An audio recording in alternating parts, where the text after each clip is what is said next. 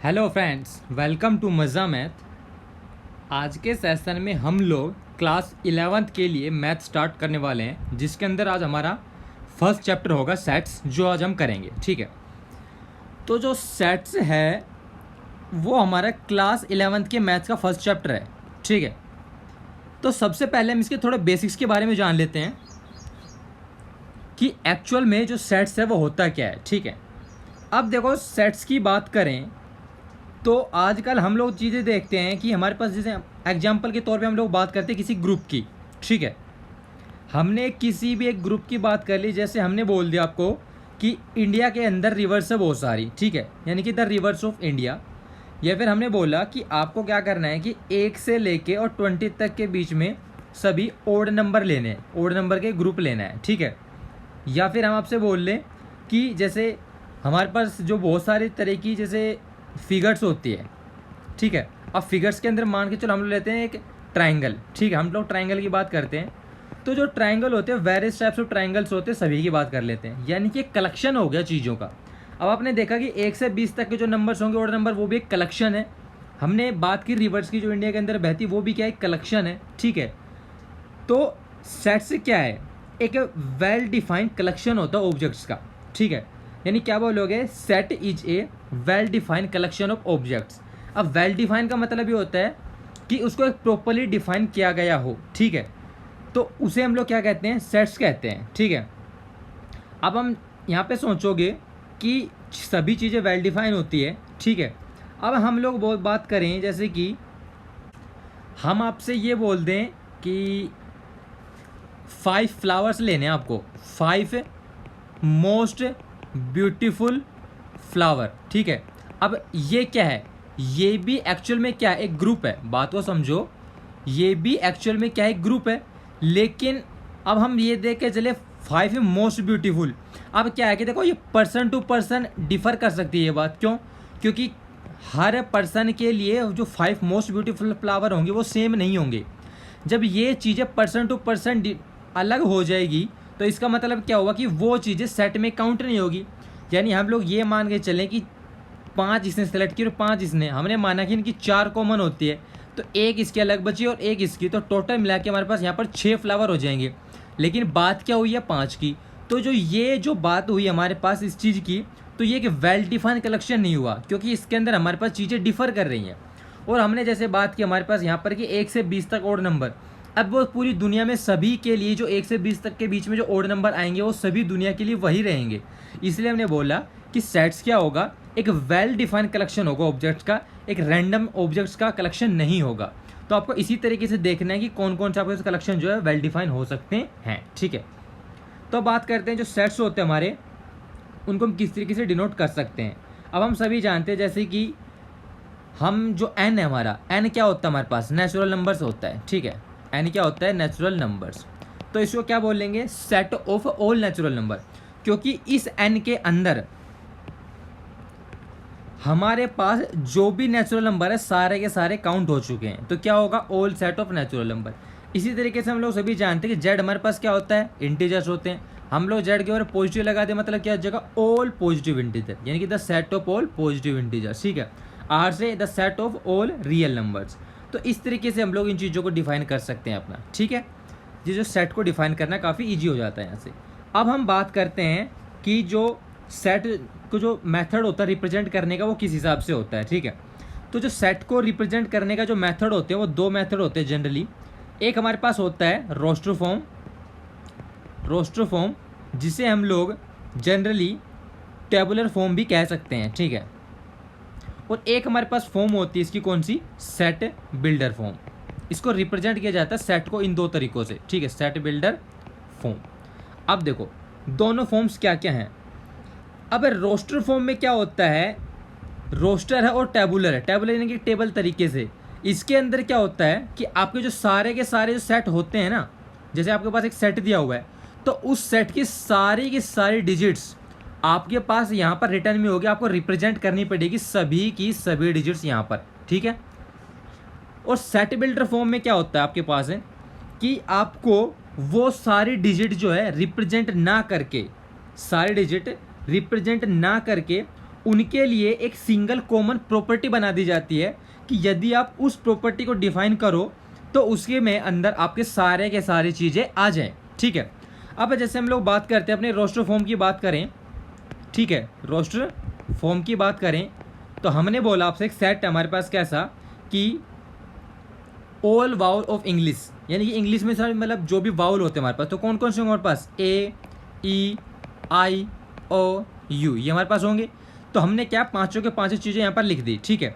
और set builder form में हम लोग देखो क्या लिखेंगे यहाँ पर, जो सेट बिल्डर फॉर्म होगी तो इसको डिफाइन करने के लिए हम लोग क्या लिखेंगे कि हम मानेंगे कि हमारे पास एक एक्स वैल्यू है, और एक्स वैल्यू क्या डिफाइन करती है, एक्स वैल्यू डिफाइन करती है ऑल वाउल्स इन इंग्लिश, ठीक है। अब क्या करना है आपको, एक्स की जगह वैल्यू पुट करते आपको सभी ये चीज़ें मिलती रहेंगी। यानी कि ये दो तरीके होते हैं आपके पास किसी भी सेट को रिप्रेजेंट करने के कि आप किस तरीके से अपने सेट को रिप्रेजेंट कर सकते हो, ठीक है। तो यानी हम लोग मान के चले अपने यहाँ पर देखिए तो जो हमारी एक्सरसाइज 1.1 है, एक्सरसाइज 1.1 उसके लिए आपका जो बेसिक्स था वो इतना ही था। इसके आगे जब हम 1.2 बनाएंगे तो उसका भी बेसिक्स हम लोग डिफाइन करेंगे। तो आज आइए शुरू करते हैं अपनी एक्सरसाइज क्वेश्चन नंबर 1 से।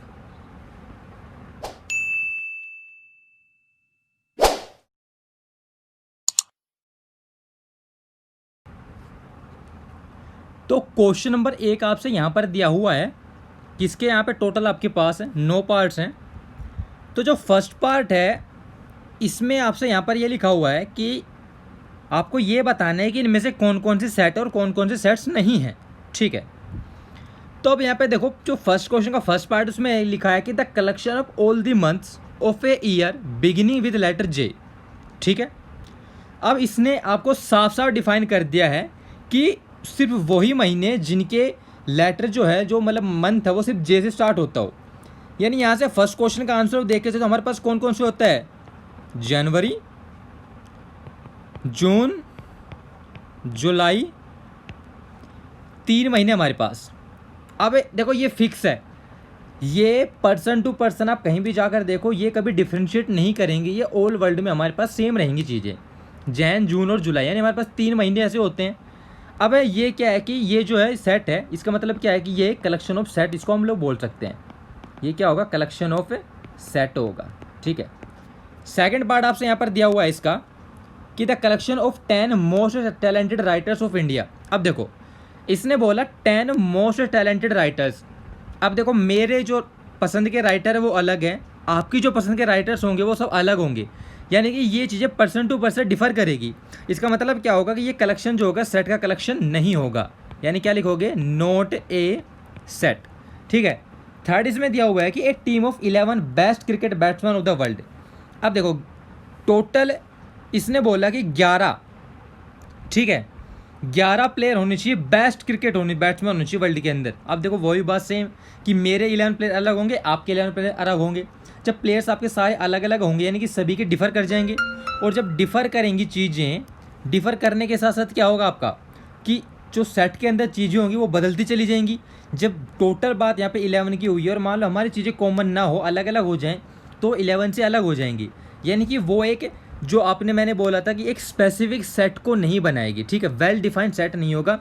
इसका मतलब जो थर्ड को पार्ट है आपका वो भी क्या होगा, नॉट ए सेट, ठीक है। अब चलते हैं फोर्थ पार्ट की तरफ। फोर्थ पार्ट आपसे दिया हुआ था collection of all boys in your class, कि आपकी क्लास में सारे के सारे बॉयज़। अब देखो आपकी एक क्लास है, क्लास के अंदर मान के चलो हमने माना 20 बॉयज़ हैं, ठीक है।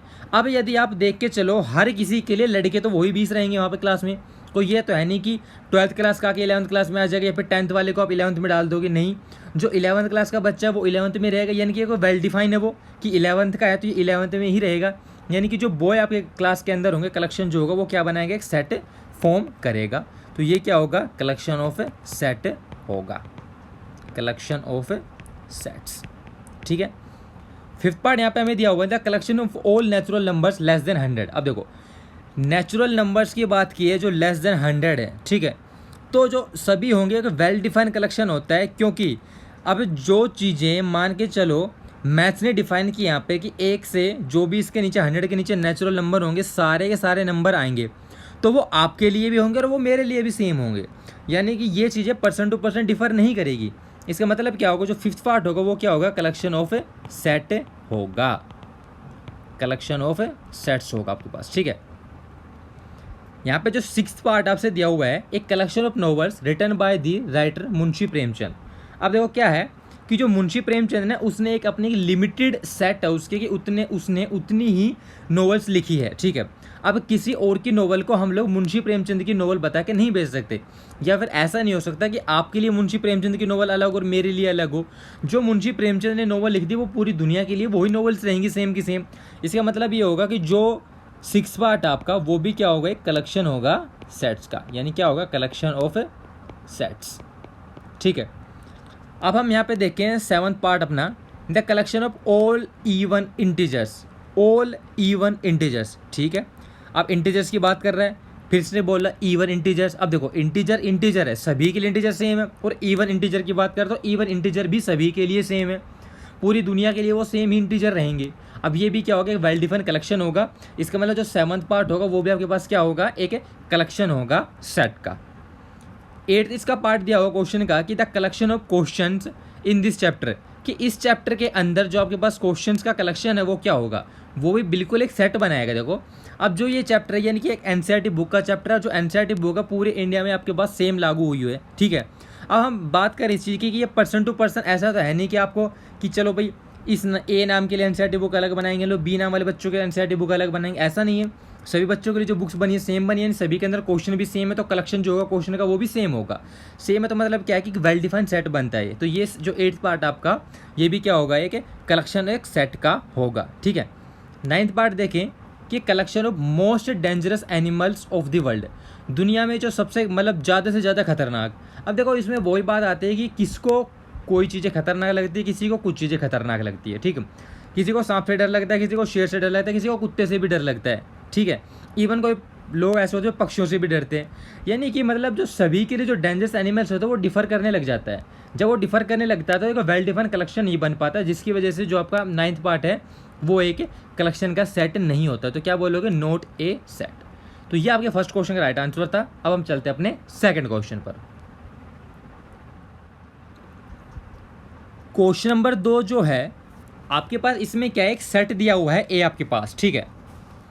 अब इस सेट ए को देखो सबसे पहले हम लोग लिख लेते हैं कि ये हमारे पास सेट ए क्या दिया हुआ है, 1 2 3 4 5 6।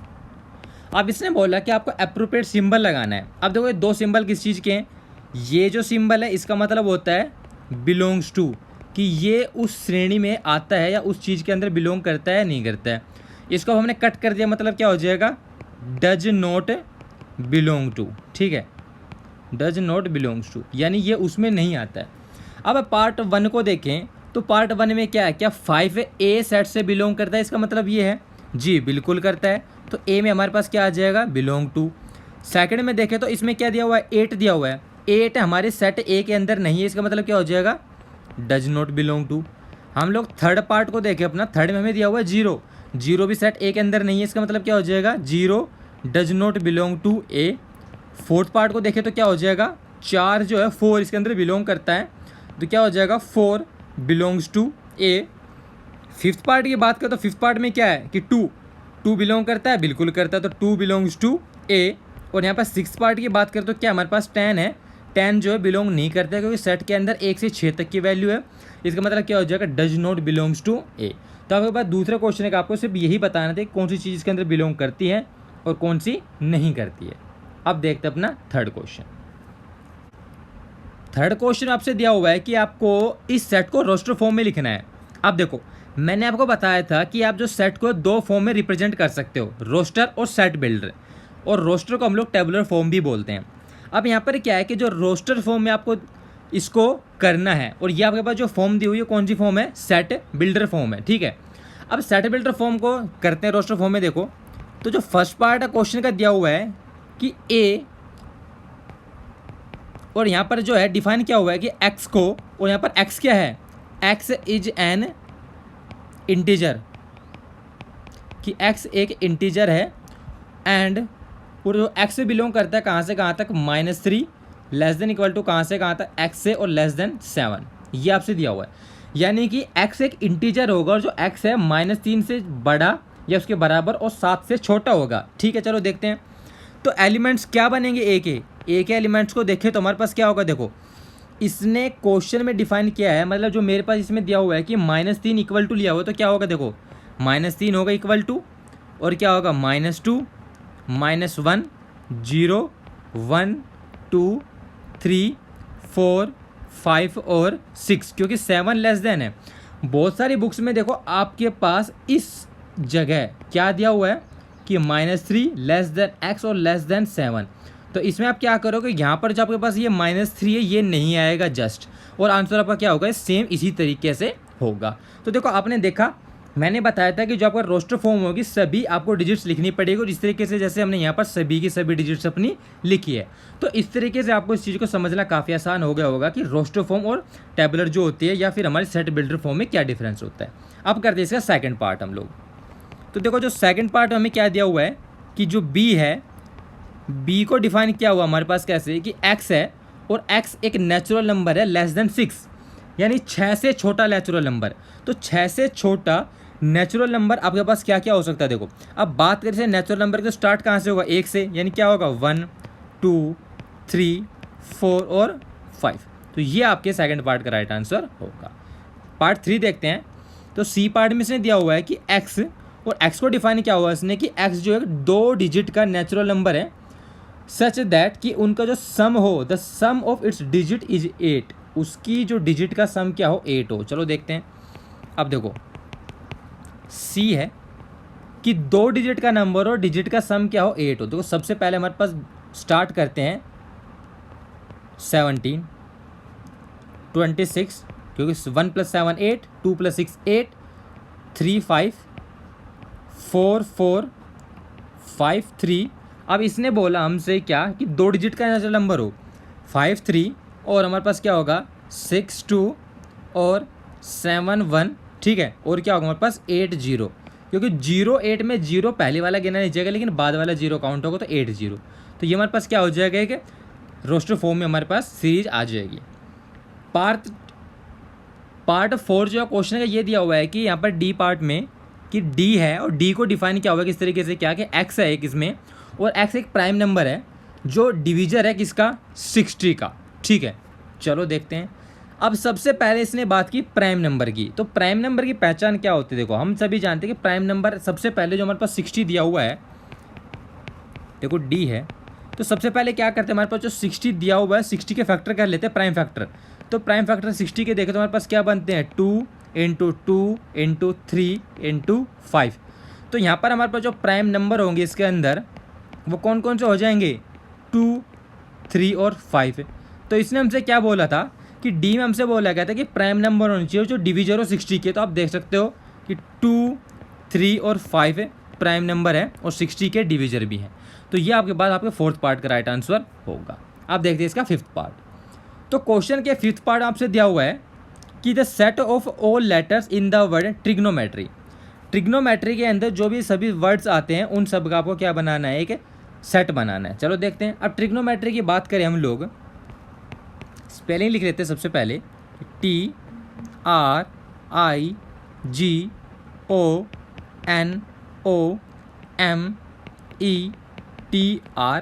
ये ट्रिग्नोमेट्री की स्पेलिंग आपको दी हुई है। अब इसमें हमसे देखें तो हमारे पास जो सेट बनेगा वो क्या बनेगा, देखो इसके अंदर कौन कौन से वर्ड है हमारे पास, टी आया है 2 बार है, लेकिन हम चाहे इसको एक ही बार लिखेंगे क्योंकि हमें सेट बनाना है, मतलब कि वो इसके अंदर बिलोंग करना चाहिए। टी और RIGON, अब ओ को लिखेंगे नहीं, MET हम ऑलरेडी लिख चुके हैं, R भी लिख चुके हैं, क्या बचा हमारे पास Y। तो ये हमारे पास क्या होगा, इसका रोस्टर फॉर्म हो जाएगी। अब देखते हैं अपना सिक्स पार्ट क्वेश्चन का। तो क्वेश्चन का जो सिक्स पार्ट है इसमें हमें क्या बोला हुआ है कि the set of all letters in the word better. Better के अंदर जो सभी के सभी वर्ड्स आते हो, BETTER। तो इसके अंदर देखो आपके पास कौन कौन से वर्ड आते हैं सारे, हम इजी देख सकते हैं कि B हमारे पास, E है, T है और R है, ये 4 शब्द हमारे पास होते हैं। तो देखो आपने देखा कि आपने जो अभी क्वेश्चन दिया हुआ था सारा सेट बिल्डर फॉर्म में था, आपने उसको रोस्टर फॉर्म में कन्वर्ट कर लिया। इस तरीके से आप अपने क्वेश्चंस को कर सकते हो। अब देखते हैं अपना नेक्स्ट क्वेश्चन। क्वेश्चन नंबर 4 जो है इसमें आपसे दिया हुआ है कि आपको ये जो नंबर दिए आपके पास, देखो सेट्स दिए हुए हैं, ये जो सेट्स दिए हुए हैं आपके पास ये किस फॉर्म में, रोस्टर फॉर्म में दिए हुए हैं, और सभी सेट्स को आपको कन्वर्ट करना है अपनी सेट बिल्डर फॉर्म के अंदर, ठीक है। यानी कि ये ऐसा क्वेश्चन नंबर 3 था, ये क्वेश्चन नंबर 3 का जस्ट अपोजिट है, ठीक है। अब चलो देखें कि यहाँ पर क्वेश्चन नंबर जो 4 हमारे पास है और 4th का जो फर्स्ट पार्ट दिया हुआ है इसको देखते हैं हम लोग। इसमें लिखा हुआ है कि 3, 6, 9 और 12, ठीक है। क्या 3, 6, 9, 12, ठीक है। अब देखो 3, 6, 9, 12, ये नंबर 4 क्या है, इनको आप लोग लिख सकते हो क्या कि इसको हम लिखते हैं अपना तरफ से एक सेट ए, और सेट ए मानते हैं इसको हम लोग। तो सेट ए किस तरीके से यहाँ पर कि हमारे पास एक एक्स एक नंबर है, और एक्स क्या है, सॉरी गलत लिख दिया। सबसे पहले ऐसा आएगा कि एक्स एक नंबर है और यहाँ पर एक्स को डिफाइन कर, देखो ये सब 3 के मल्टीपल्स हैं, यानी क्या 3 के मल्टीपल 3n लिख लेते हैं इसको, ठीक है। अब क्या है यहाँ पर हमने लिख दिया, और n यहाँ पर क्या होगा, n यहाँ पर बिलोंग करेगा नेचुरल नंबर से, क्योंकि देखो n की जगह 1, 2, 3, 4 डालोगे तो n की जगह क्या नेचुरल नंबर डालोगे, डाला आपने, तो यहाँ पर क्या मिलेगा आपको x की वैल्यू मिल जाएगी, और x क्या है, x बिलोंग करता है यहाँ से। अब ये देखो कि ये एक n नेचुरल नंबर कहीं तक भी जा सकता है, तो आपको जो ये नेचुरल नंबर है ये भी तो डिफाइन करना पड़ेगा कि ताकि ये 12 पर ये सेट आपका खत्म हो जाए। तो इसको डिफाइन करने के लिए हम लोग क्या लिखेंगे कि एंड जो आपका नेचुरल नंबर है, यानी कि ये n की वैल्यू है, n की वैल्यू को आप 1 से शुरू करोगे, यानी क्या लिखोगे कि 1 से शुरू करोगे ग्रेटर देन इक्वल टू 1, और कहाँ तक 4 तक जाना है, तो क्या लिखोगे लेस देन इक्वल टू 4। तो इस तरीके से आप इस नंबर को लिखोगे। तो ये आपके पास आपका काफ़ी इजी तरीके से मैंने बताया है। नहीं समझ में आता तो हम देखो इसका सेकंड पार्ट करते हैं, वहाँ से आप इजीली इस चीज़ को समझ जाओगे। तो सेकंड पार्ट में को हम लोग मानते हैं अपना सेट बी, इसके नंबर्स हमें दिए हुए हैं 2, 4, 8, 16, 32, ठीक है। अब देखो हमें देख के चलें इसको, तो इसको हमने माना था सेट बी, ठीक है। हम सेट बी के अंदर एक मानते हैं एक्स हमारे पास, और एक्स क्या है देखो आप सभी देखो, ये 2 की पावर 1 है, ये 2 की पावर 2, 2 की पावर 3, 2 की पावर 4, 2 की पावर 5, यानी क्या कि 2 की पावर n है, मानते हो। अब n की वैल्यू जो है वो क्या है, n यहाँ पर अब रखोगे 1, 2, 3, 4 और 5 रखोगे, तो ये सब चीज़ें क्या है नेचुरल नंबर्स है, यानी क्या लिखोगे आप लोग यहाँ पर कि जो n है वो बिलोंग करता है नेचुरल नंबर से, एंड और जो n की वैल्यू होगी वो शुरू होगी कहाँ से, 1 से, क्योंकि 2 की पावर 1 क्या होता है 2, यानी लेस देन इक्वल टू कहाँ से 1 से, और कहाँ तक जा रही है आपके पास यहाँ तक 5 तक, लेस देन इक्वल टू 5 तक। बात समझिए। तो इस तरीके से आप अपने सेकंड पार्ट को सोल्व करोगे। अब देखते हैं इसका थर्ड पार्ट हम लोग। इसको मानते हैं हम लोग अपना सेट सी, और इसमें क्या दिया आपसे कि 5, 25, 125, 625। ये क्वेश्चन आप इजीली कर लोगे, देखते ही समझ में आ रहा होगा आपके पास कि यहाँ पर क्या एक नंबर x है, और x क्या डिफाइन किया हुआ आपने कि 5 की पावर n, क्योंकि ये 5 की पावर 1, ये 5 की पावर 2, ये 3 और ये 5 की पावर 4, ठीक है। अब आप समझ चुके हैं यहाँ पर इन चीज़ों को देखते हुए। तो x रेज टू पावर क्या हो जाएगा, x equal to 5 raise to power n होगा, और यहाँ पर जो n होगा वो बिलोंग करेगा किससे, नेचुरल नंबर से, क्योंकि 1, 2, 3, 4 आप लोग नंबर डालते जा रहे हो, और यहाँ पर जो n की जो वैल्यू होगी लेस देन इक्वल टू 1 से लेके कहाँ तक जा रहा है इसके अंदर आप देख सकते हो 4 तक, तो लेस देन इक्वल टू 4। बात समझे यहाँ तक, यानी कि इस तरीके से आप इस क्वेश्चन को कर सकते हो। अब देखते हैं इसका हम लोग पार्ट नंबर 4।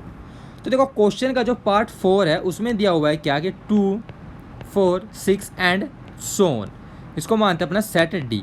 तो देखो ये डी खत्म नहीं हो रहा है, ठीक है, चलता ही जा रहा है इनफाइनाइट। तो क्या लिखेंगे कि डी सेट के अंदर हमारे पास एक शब्द x है, ठीक है, डिजिट को डिफाइन करेंगे x से, और x यहाँ पर क्या है देखो 2, 4, 6, फिर 8, फिर 10, यानी कि क्या एक इवन नंबर, क्या है एक इवन नंबर है, और कैसा पॉजिटिव है पहली बात, ठीक है, और नेचुरल नंबर है।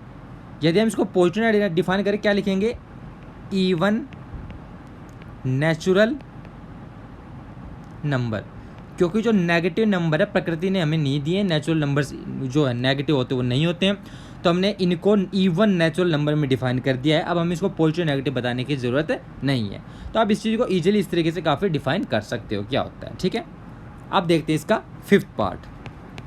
इसको डिफाइन करते हैं सेट ई से। फिफ्थ पार्ट में हमें क्या दिया हुआ है कि 1, 4, 9 एंड सो ऑन आपको दिया हुआ है कहाँ तक, ये 100 तक आपको चीज़ें दी हुई है। ठीक है, अब देखो क्वेश्चन को मिला लेते हैं कि हमने सही लिखा है क्वेश्चन। हाँ, क्वेश्चन बिल्कुल सही लिखा है। तो अब देखो क्या है, ये 1 का स्क्वायर, 2 का स्क्वायर, 3 का स्क्वायर और यहाँ पे ये 10 का स्क्वायर। यानी आपने देखा जो सेट ई है वो एक स्क्वायर बनता जा रहा है। यानी कि यहाँ पर क्या आपके पास एक एक्स है और एक्स आपके पास क्या है कि जो आपके पास 1, 2, 3, 4, 5 ऐसे करके 10 तक एक क्या है स्क्वायर बनता है। यानी कि एन का स्क्वायर बनता है, एन का स्क्वायर। ठीक है, और एन क्या है यहाँ पर, एन आपका एक नेचुरल नंबर है और एंड एन जो आपके पास शुरू होता है 1 से और कहाँ तक, 10 तक। ठीक है, तो इस तरीके से आपने देखा कि हमने अपने जो रोस्टर फॉर्म को सेट बिल्डर फॉर्म में कैसे कन्वर्ट किया। अब देखते हैं हम लोग को एक्सरसाइज का अपना नेक्स्ट क्वेश्चन। क्वेश्चन नंबर 5 जो है ये हमें दिया हुआ है सेट बिल्डर फॉर्म में और हमें कन्वर्ट करना है फिर से रोस्टर फॉर्म में। क्वेश्चन नंबर 5 को देखें तो ठीक है, फर्स्ट पार्ट क्या लिखा हुआ है कि ए एक सेट है, कैसा कि एक्स, और एक्स को डिफाइन किया हुआ है कि ओड नेचुरल नंबर। अब इसने देखो लिमिट नहीं दिया हमें कि कहाँ तक नेचुरल नंबर है। ओड तो शुरू कहाँ से होगा, देखो शुरू होगा हमारे पास 1 से, कहाँ से, 1 से, फिर 3, फिर 5, 7, 9 ऐसे लिखते रहेंगे कहाँ तक, इनफाइनाइट तक, क्योंकि इसने लिमिट दी नहीं हमें। तो हमारे पास क्या हो जाएगा, फर्स्ट का राइट आंसर होगा। सेकंड पार्ट देखते हैं हम लोग। सेकंड पार्ट हमें दिया हुआ है कि सेट एक हमारे पास क्या है, बी। ठीक है, और इसने बोला कि x है और x यहाँ पर एक इंटीजर है जो बिलोंग करता है -1/2 से 9/2 के बीच में। कहाँ से, -1/2 से 9/2 के बीच में। अब इसमें देखें तो जो -1/2 का मतलब क्या है, माइनस का 0.5 और 9/2 का मतलब क्या है, 4.5। अब देखो जो पॉइंट्स के नंबर होते हैं वो इंटीजर तो होते नहीं हैं। ठीक है, अब क्या है कि -0.5 से बड़ा नंबर क्या होगा आपके पास यहाँ पर, तो उस नंबर को हम लोग यहाँ पर देखें तो वो क्या होगा, 0 ही होगा। क्या होगा, 0 होगा। यानी कि आपको जो नंबर लिखना है माइनस का 0.5 से लेके उससे बड़ा नंबर होना चाहिए और आपके पास वो नंबर जो है 4.5 से छोटा होना चाहिए। तो इससे नंबर से बड़ा जो नंबर होगा वो क्या होगा, 0 होगा आपके पास।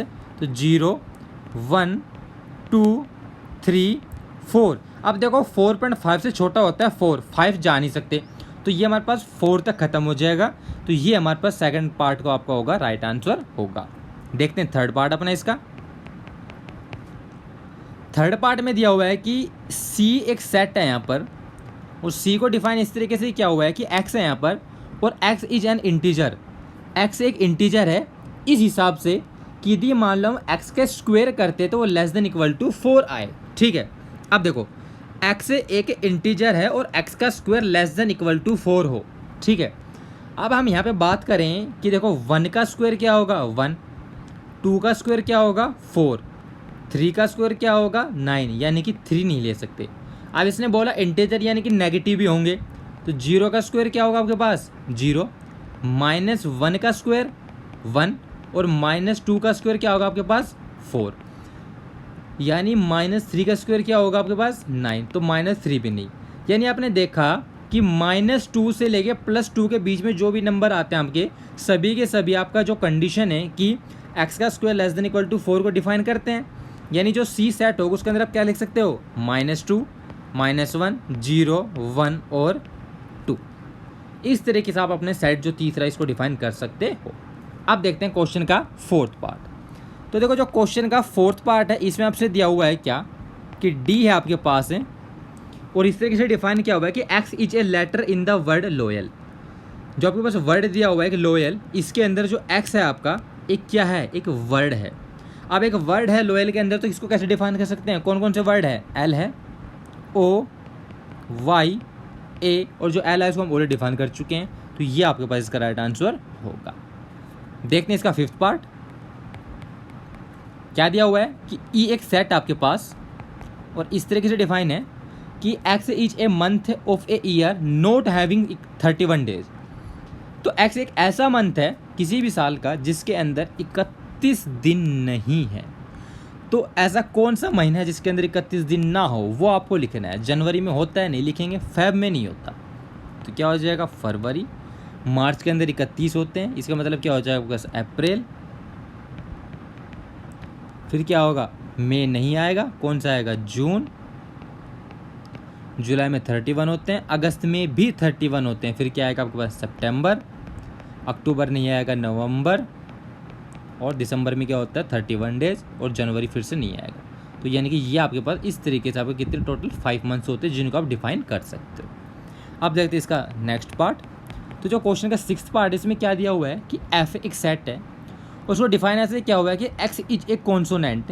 एक्स एक कॉन्सोनेंट है in the English alphabet which precedes के। इंग्लिश अल्फ़ाबेट्स में जो के को प्रीसीड करता है, मतलब कि के से नीचे नीचे। ठीक है, चलो देखते हैं। अब एफ हमने सेट बनाया, क्या हो एक कॉन्सोनेंट यानी कि वाउल ना हो। तो कौन सा, ए ई आई ओ यू शब्द ना हो। तो ए नहीं आएगा, बी आएगा, सी डी। ई नहीं आएगा क्योंकि वाउल है, एफ जी एच आई नहीं आएगा, जे। अब इसने बोला प्रीसीड के, तो के से कम, तो के भी नहीं आएगा, यानी कि ये। तो ये आपका इसका राइट आंसर होगा। तो इस तरीके से आप लोग अपना क्वेश्चन नंबर 5 कर सकते हैं। अब देखते हैं अपना क्वेश्चन नंबर 6। क्वेश्चन नंबर 6 है, इसमें आपको सिर्फ मैच करना है कि कौन सा सेट किससे मैच होगा। देखो ठीक है, तो देखो यहाँ पर लिखा फर्स्ट पार्ट है 1 2 3 6, साइड पार्ट में लिखा है 2 3, नीचे लिखा है कि MATHEICS, और फिर लिखा है फोर्थ में 1 3 5 7 9। ठीक है, तो आप देख सकते हो सिंपली आपको दिख रहा है थर्ड पार्ट जो डी से मिलेगा, क्योंकि लेटर आ रहे हैं मैथमेटिक्स के। 1 3 5 7 9 ये सभी के आपके पास ओड नंबर है, यानी कि पार्ट बी से मिल जाएगा लेस देन 10 के ओड नंबर। आपके पास सबसे पहले जो पॉइंट है वो लिखा है कि 1 2 3 और 6। ठीक है, तो ये क्या हो जाएंगे, x is a natural number and divisor of 6, सी हो जाएगा। और 2 3 क्या है, prime number and A divisor of 6।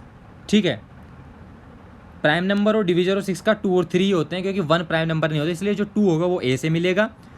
देखो जो फर्स्ट पार्ट होगा वो आपका मिलेगा सी से, सेकंड जो पार्ट होगा वो मिलेगा ए से, थर्ड पार्ट आपका जो मिलेगा वो मिलेगा डी से, और फोर्थ पार्ट आपका किससे मिलेगा, बी से।